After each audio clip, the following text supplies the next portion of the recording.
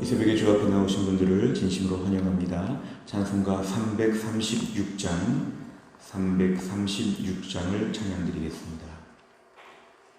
찬송가 336장입니다.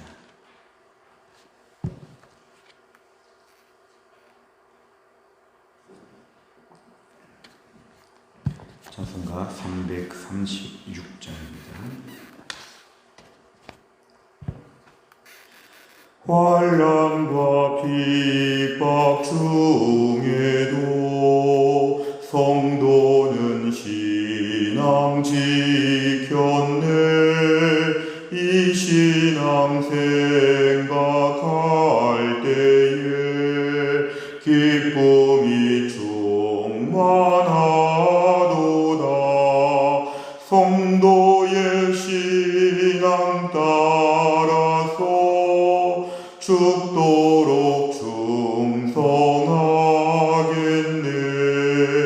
옥중에 매인 성도나 양심은 자유 얻었네.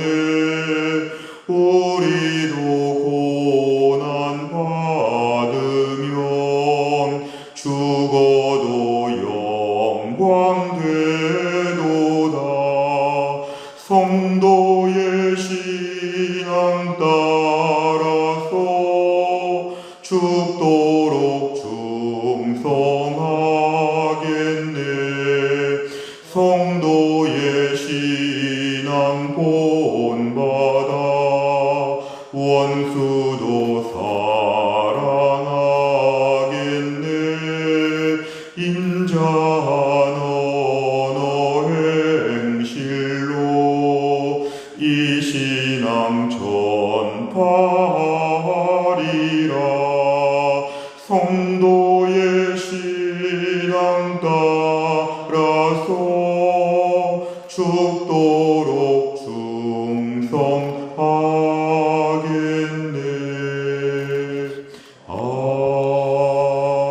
아멘.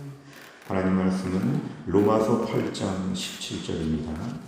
로마서 8장 17절부터 25절까지입니다. 로마서 8장 17절, 페이지로는 250페이지입니다. 신약성경 250페이지, 로마서 8장 17절부터 25절입니다. 로마서 8장 17절부터 25절까지의 말씀을 저 한 절씩 교독하시겠습니다. 제가 17절을 먼저 읽겠습니다. 자녀이며 또한 상속자 곧 하나님의 상속자요 그리스도와 함께한 상속자니 우리가 그와 함께 영광을 받기 위하여 고난도 함께 받아야 할 것이니라. 생각하건대 현재의 고난은 장차 우리에게 나타날 영광과 비교할 수 없도다. 피조물이 고대하는 바는 하나님의 아들들이 나타나는 것이니 피조물이 허무한 데 굴복하는 것은 자기 뜻이 아니요 오직 굴복하게 하시는 이로 말미암음이라. 그 바라는 것은 피조물도 썩어짐의 종노릇한 데서 해방되어 하나님의 자녀들의 영광의 자유에 이르는 것이니라. 피조물이 다 이제까지 함께 단식하며 함께 고통을 겪고 있는 것을 우리가 아느니라. 그뿐 아니라 또한 우리 곧 성령의 처음 익은 열매를 받은 우리까지도 속으로 탄식하여 양자될 것 곧 우리 몸의 속량을 기다리느니라. 우리가 소망으로 구원을 얻었음에 보이는 소망이 아니니 보는 것을 누가 바라리요. 같이 읽습니다. 만일 우리가 보지 못하는 것을 바라면 참음으로 기다릴지니라. 아멘. 이번 한 주간 동안 저희가 로마서 8장 말씀을 가지고 새벽 기도회를 같이 진행하고 있습니다. 우리가 어제 말씀의 끝부분을 보면 16절에서는 성령께서는 우리의 영과 더불어 하나님의 자녀인 것을 증언하신다 그랬습니다. 하나님의 자녀, 하나님의 뭔가 대를 잇는, 뭔가 기업의 유산을 잇는 것 같은 그런 자녀, 이런 특권을 말씀하셨는데 오늘 말씀이라면 그 말씀이 이어지고 있습니다. 17절에 보면은 자녀라고 할 때는 상속자라는 말도 할 수 있는데 상속자라는 것은 17절 끝에 보니까 영광과 고난을 같이 받는 상속자이다. 이 후사라고 하는 말은 바로 상속자라는 것을 말하고 있습니다. 흔히 집에서 대를 잇는 자식, 법적으로 재산과 상속권을 가진 아들 후계자를 우리가 후사라고 이렇게 얘기하는데, 오늘 본문에는 상속자라고 얘기하고 있습니다. 우리가 하나님의 자녀라고 할 때는 그 속에서 영광과 고난을 둘 다 물려받는, 둘 다 이어받는 우리는 상속자가 되었다는 것입니다. 상속자가 되었다. 사실 우리가 신앙생활하면서 예수 믿고 축복을 받는다고 하는 것은 다 알고 있는 것인데, 오늘 본문의 말씀은 영광, 축복도 있지만 고난도 있다는 것을 본문은 강조합니다. 하나님의 자녀가 되었다고 하면 좀 더 많은 축복된 이야기를 하면 참 좋을 텐데, 오늘 말씀은 자녀라는 것을 강조하여 우리의 특권, 아빠, 아버지라고 부를 수 있는 자녀의 특권을 얘기하기보다 오히려 오늘 17절 이하에서는 고난에 대한 이야기를 훨씬 더 많이 합니다. 사실 우리는 고난에 대해서 조금 어색하고 잘 믿기가 싫습니다. 왜냐하면 예수를 믿고 나서 고난을 받는다면 뭔가 우리가 서투르고 부족해서 좀 더 열심히 잘했으면 고난이 없을 텐데, 어떤 교회가 어려움을 겪게 되면 그 교회가 뭔가 잘못해서 잘했으면 어려움이 없을 텐데, 뭔가 우리는 고난에 대해서 자꾸만 이상하게 생각하고 우리는 고난은 하나도 없고 축복만 받는 것이 신앙생활이라고 이렇게 생각합니다. 우리가 신학적인 조류에 있어서 번영 신학이라고 하는 것은 모든 것이 다 잘되고 축복된 것만 교회의 모습이고, 교회의 어려운 모습이 있거나 개인적인 신앙생활에 어려움이 있으면 이건 이상한 일이라고 생각하면서 오히려 더 이중 삼중의 고통을 겪게 하는 것, 위험한 생각이죠. 오늘 본문의 말씀을 보면 신앙생활을 잘해도 우리에게는 영광도 있지만 고난도 있다. 신앙생활 잘해도 건강할 때도 있지만 몸이 아플 때가 있다. 신앙생활 잘해도 우리에게 있는 삶의 많은 고난들은 감당할 수 있어야 된다. 우린 애초부터 영광만 상속받은 것이 아니라 영광과 고난을 둘 다 상속받았기 때문에 신앙생활의 좁은 길을 가면서는 영광, 고난 둘 다 상속받았다고 하는 이런 분명한 의식이 필요합니다. 사실 예수님은 이 땅에서 공생의 기간을 3년 동안 사역하시면서 예수님 많은 고난을 당하셨습니다. 우리 생각에 예수님이 조금 더 지혜롭게 하셨다면 예수님은 고난도 안 받으시고 십자가도 안 지실 것처럼 이렇게 인간적으로 판단할 수 있지만, 예수님은 이 땅에서 고난을 많이 감당하셨습니다. 특별히 예수님이 왜 고난 받으셨냐 하면 하나님의 아들이라고 했기 때문에 고난 받았습니다. 예수님이 당시 그냥 랍비들처럼 어려운 사람 도와주고 지혜롭게 설교만 하고 다니셨으면, 약한 자들 고쳐주시기만 했다면 예수님께는 고난이 없을지도 모르지만, 예수님은 하나님의 아들이라는 것을 스스로 밝히시면서 그것 때문에 예수님은 철저하게 고난을 당하셨습니다. 사실 세상은 오늘도 똑같습니다. 하나님의 아들, 하나님의 자녀라고 하면 세상은 핍박하게 되어 있습니다. 세상은 핍박합니다. 왜냐하면 하나님의 자녀, 하나님의 아들들을 향해 세상은 기본적으로 반대 입장에 가 있기 때문에 그렇습니다. 그렇게 가정에서나 직장에서나 착하고 부드러운 사람들이 성도들, 자녀들, 하나님의 자녀들을 핍박하고 괴롭힙니다. 이상하게 온유한 사람이 크리스찬들에 대하여 매우 부정적인 것들이 많습니다. 잘못한 일이 없어도 공격하고 잘못한 일이 있으면 부각하여서 더 괴롭히는 것이 바로 이 땅의 영적인 현실입니다. 하나님의 자녀는 우리 예수님처럼 이 땅에서 핍박을 받게 되어 있다. 그래서 우리는 이것을 당연한 것으로 받아들여야 합니다. 예수님의 사역 중에서 어느 것이 가장 귀하냐에 대해서 초기 기독교가 많은 상징물들을 연구할 때에 여러 가지 오병이어의 기적이나 성령의 비둘기같이 내려오심을 가지고도 많은 것들을 표현할 수 있었지만, 기독교는 처음부터 예수님의 십자가, 당시 사형 틀을 기독교의 상징물로 삼았다는 것은, 기독교는 처음부터 고난을 강조하고 처음부터 죽음을 강조한 종교였다는 걸 우리가 알 수 있습니다.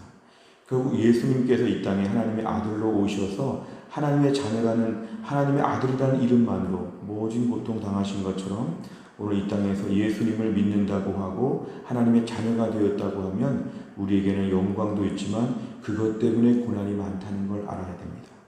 골로새서 1장 24절에 봐도 그리스도의 남은 고난이 우리에게는 꼭 있다는 것입니다. 예수 믿는 사람들에게는 영광뿐만 아니라 고난이 꼭 있다는 것을 우리는 받아들여야 됩니다.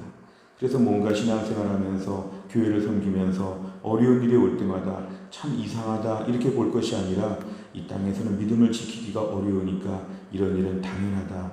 나 이런 고난이 와도 놀라지 않고 믿음을 지키겠다. 이런 단호한 결심이 필요합니다. 우리가 지금 코로나 시기를 겪으면서 신방을 통해서 많은 분들의 이야기를 들어보면 가정과 직장에서 어려움을 당하는 분들이 많습니다. 특별히 직장에서 주말에 어디 갔다 왔냐고 물어보고 아직도 교회를 다니냐고 하고 우리 앞에서 교회에 대해서 부정적인 이야기를 만들어 놓을 때 우린 그 속에서 좀 마음이 불편합니다.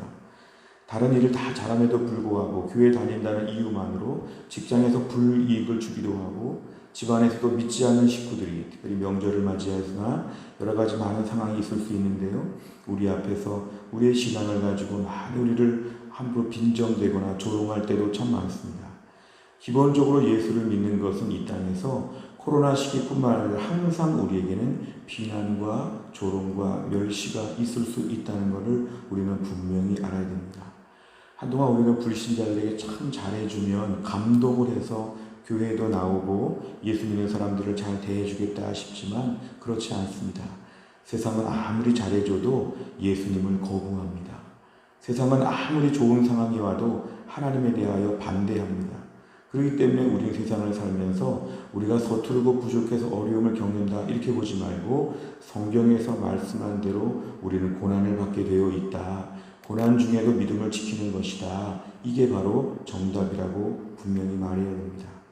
나는 오늘 예수를 믿기 때문에 어떤 고난을 받고 있는지 우리가 분명히 돌아봐야 합니다. 주여 나에게 있는 모든 고난들을 믿음으로 감당하게 하여 주시옵소서. 예수 믿고 나서의 특권, 영광만 생각할 것이 아니라 이번 한 주간 동안에 고난을 감당하는 믿음의 사람으로 한 단계 올라가게 하여 주옵소서.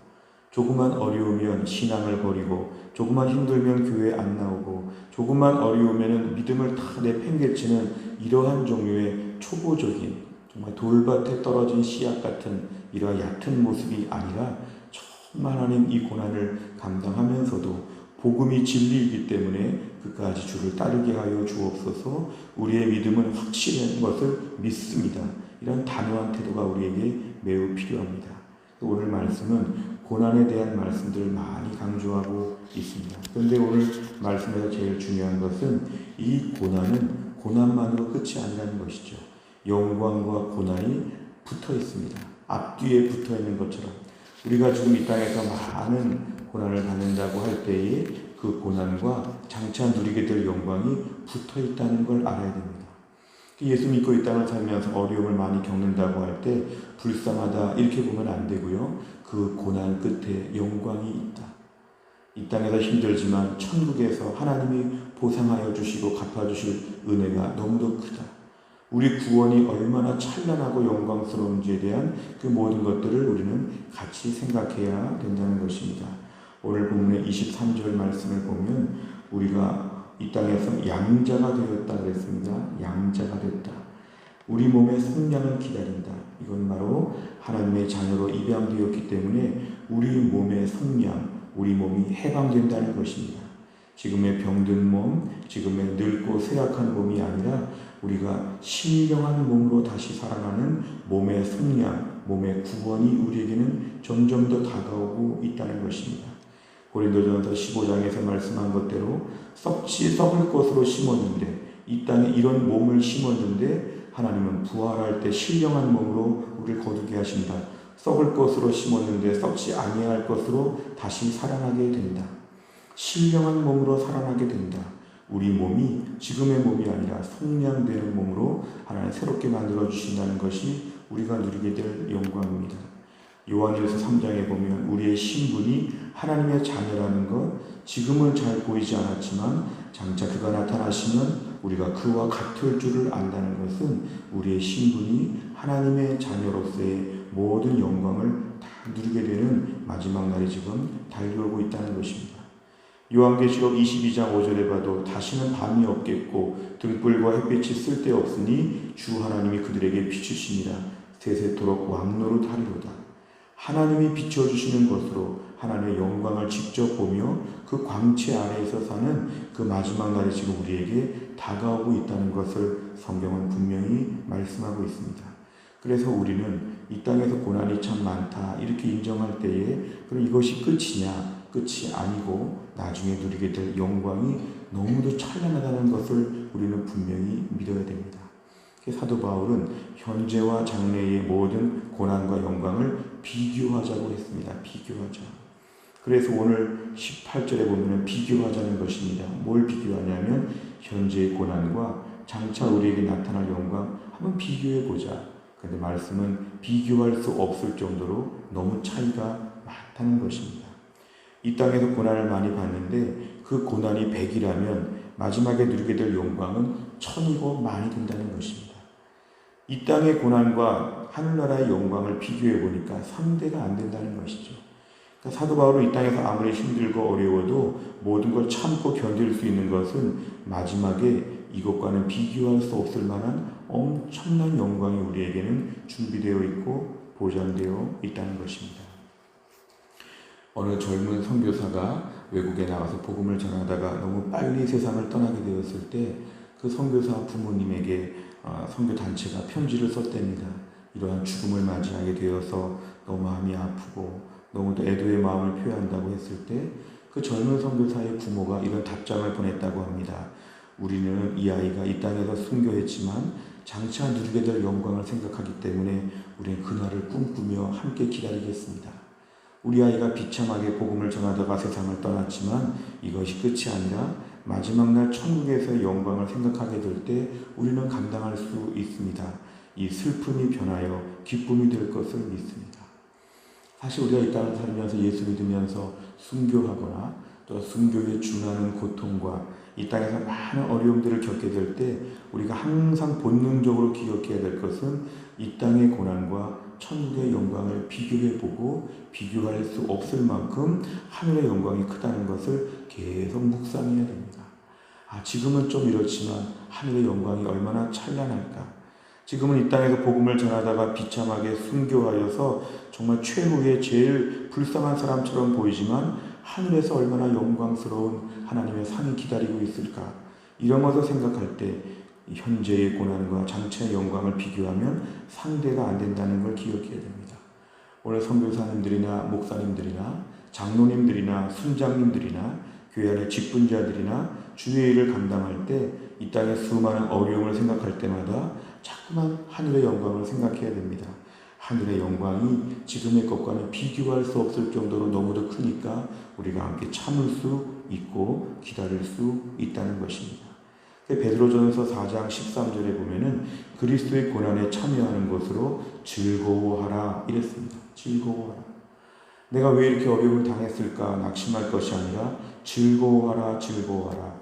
마지막에 우리에게 누리게 될 영광이 너무 많기 때문에 기다리고 즐거워하라는 것입니다. 이제 우리가 해야 될 일은 무엇일까요? 그것은 탄식하면서 하늘의 영광을 사모하며 오늘을 매일매일 이겨가는 것입니다. 오늘 본문의 19절 이하를 보면 피조물이 고대한다 그랬습니다. 세상이 지금 다 부패하고 썩고 세상이 지금 다 어려움을 겪으면서 절망적인 때를 살면서 탄식하고 있습니다. 세상은 아름답게 창조되었지만 인간의 부패로 말미암아 창세기 3장 17절 이하에서처럼 저주를 받고 온갖 종류의 고생 가운데 세상이 놓여 있다는 것인데요. 우리가 세상을 바라보면서 이 세상의 영광에 우리가 도취되거나 부러워하거나 빠질 것이 아니라 이 세상이 지금 절망하고 멸망 가운데 있는 것을 내다볼 때에 우리가 하늘의 소망을 가지고 탄식하며 기다려야 됩니다.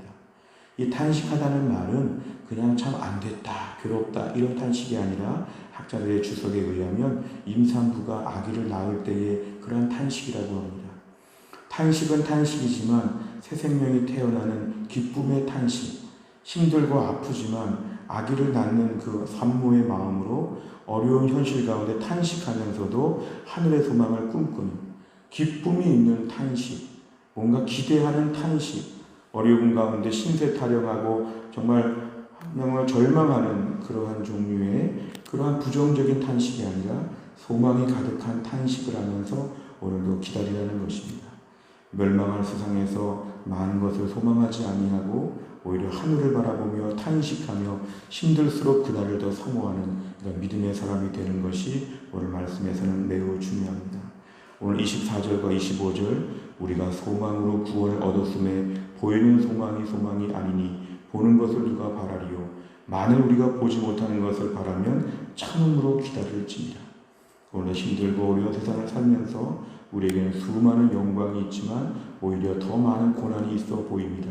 하지만 천국에 가면 지금의 고난과 비교할 수 없는 무궁무진한 영광이 있다는 것을 내다보면서 오늘도 믿음으로 참고 기다리는, 우리의 믿음을 지킬 수 있는, 기쁨으로 그날을 바라볼 수 있는 주의 백성 다 될 수 있기를 간절히 바랍니다. 기도하겠습니다. 하나님 아버지 감사합니다. 오늘도 우리가 이 새벽에 함께 모여서 하나님 말씀을 나누고 기도합니다. 예수를 믿고 나서 하나님의 자녀가 되었다고 하는 놀라운 신분을 갖게 되었지만 오늘 말씀은 하나님의 자녀는 이 땅에서 고난도 있고 영광도 있고 이 모든 것을 다 상속받았다고 말씀하셨습니다. 예수를 믿고 나서 고난이 있다는 말은 싫어하고 고난을 받기 불편해하는 저희들에게 오늘 고난에 대해서 말씀하셨습니다.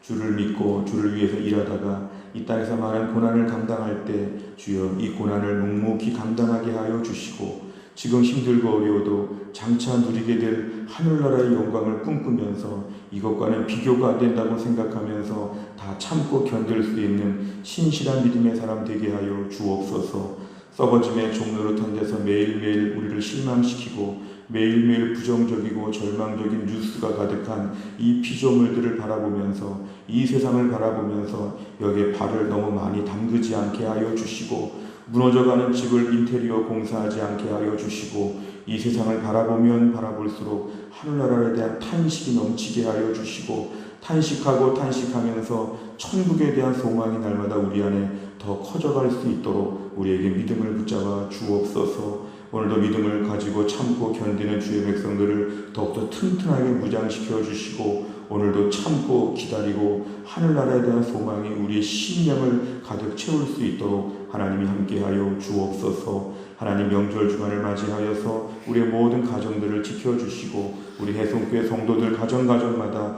하늘의 평안과 위로와 축복이 가득한 은혜가 가득한 귀한 명절 되게 하여 주옵소서. 모든 걸 주님께 감사드리며 예수님의 이름으로 기도하옵나이다. 아멘. 주기도문 하겠습니다. 하늘에 계신 우리 아버지여, 이름이 거룩히 여김을 받으시오며 나라 임하옵시며 뜻이 하늘에서 이룬 것 같이 땅에서도 이루어지이다. 오늘날 우리에게 일용할 양식을 주옵시고 우리가 우리에게 죄 지은 자를 사하여 준 것 같이 우리 죄를 사하여 주옵시고 우리를 시험에 들게 하지 마옵시고 다만 악에서 구하옵소서. 대개 나라와 권세와 영광이 아버지께 영원히 있사옵나이다. 아멘. 오늘은 저희가 목요일입니다. 목요일에 기도하는 제목대로 지역사회와 다음 세대를 위하여 오늘 57번부터 70번까지 기도해 주시기를 바랍니다. 다 같이 기도하겠습니다.